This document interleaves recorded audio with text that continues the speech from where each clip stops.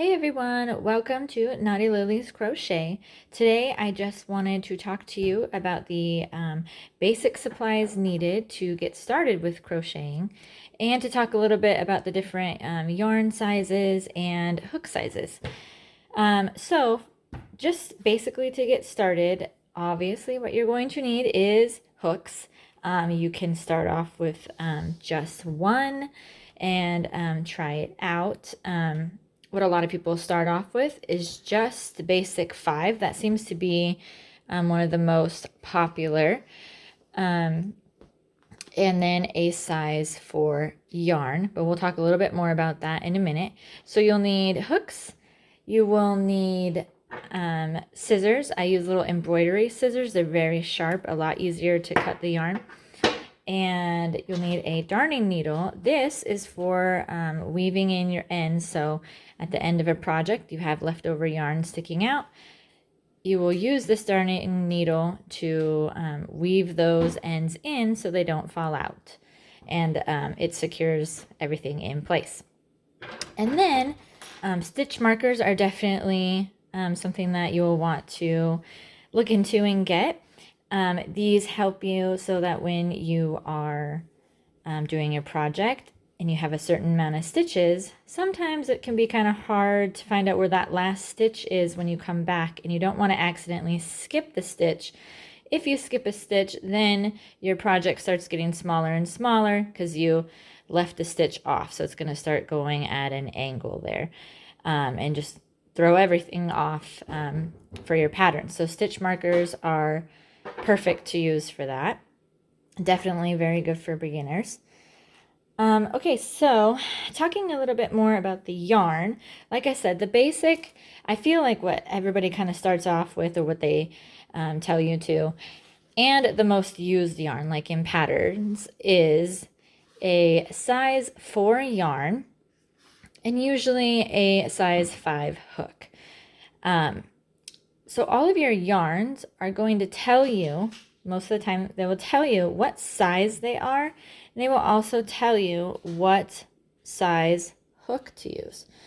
So we have knitting needles, and then we have the crochet. So this one says 5.5. I always use a 5, but you can follow whatever it says on your yarn. Your patterns sometimes are going to differ also. So if you have a pattern, it might say use a size 4 yarn, and I use this needle, okay, to get whatever they are making the correct size. So it's not always like that, but if you're just going to pick up your yarn and you want to know which hook to use, most of the time it will tell you on here. So this is a size 4. So to go over the different ones, this is a size 6, very chunky yarn, and it says to use a size 9 hook.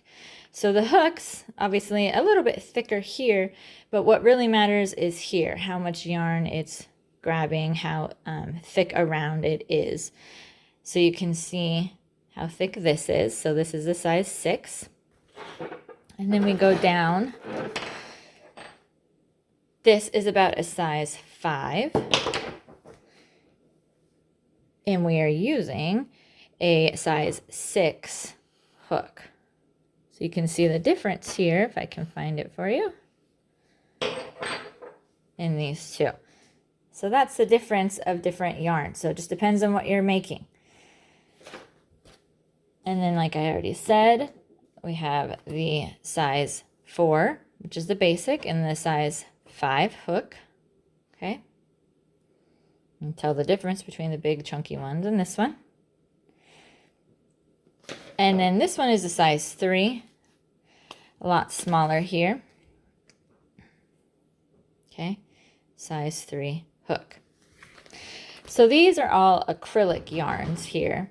Well, not all of them. These ones are acrylic. This one is a wool type of yarn.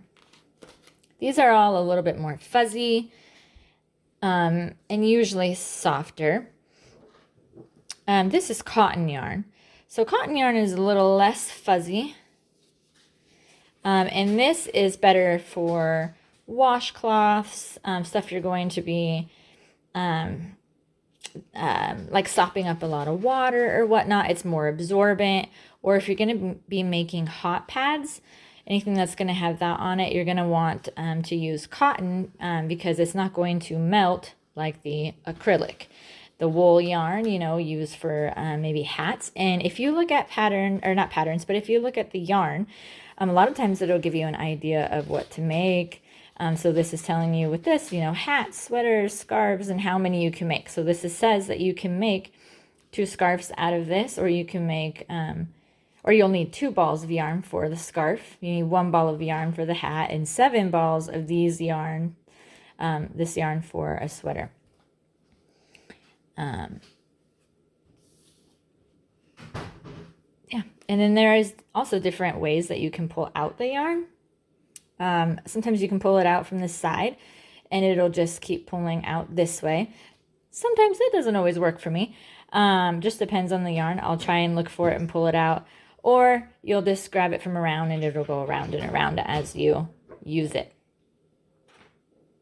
So as far as what kind of hooks to use, as a beginner, it's perfectly fine, in my opinion, to just go to the store, find what you have, what they have there. I started off with a very basic set of, I believe they're called the boy hooks from Walmart. Okay, and I just started from there. Everybody kind of has a different preference on what kind of hooks to use. So what I would suggest is not to just buy a whole set unless you're really sure, but to try out a couple of different brands. So this is the boy brand here, and I did like these ones because they have this soft, you know, grip, and instead of the metal grip. It kind of hurts my hands after a while. But I don't use the larger hooks as much, so I'm not working with them as much. My hands aren't getting as tired, so I keep these for these ones here. But my favorite hooks that I have tried is called the Tulip hooks. So I tried just one. I bought it off of Amazon, off of recommendations, you know, from online. People saying that they liked it. I had tried a couple other ones like Clover. That's a really good one that I've heard. But for me, I just didn't like it. So the difference for me between these two is just the way that the yarn glides. The way that the yarn glides to this, I just felt like it was a little bit more stiff and I'd have to work a little bit harder to, you know, get the yarn out. With this, it's like butter. It just like smooth. I can go very fast with it. So I tried out one of these and then I went and bought the whole set. So this one is the Tulip Rose collection. They do have a couple of other ones, and comes in a nice pack like this. So you can keep your darning needles, you can keep everything in here, your stitches or your stitch markers and scissors.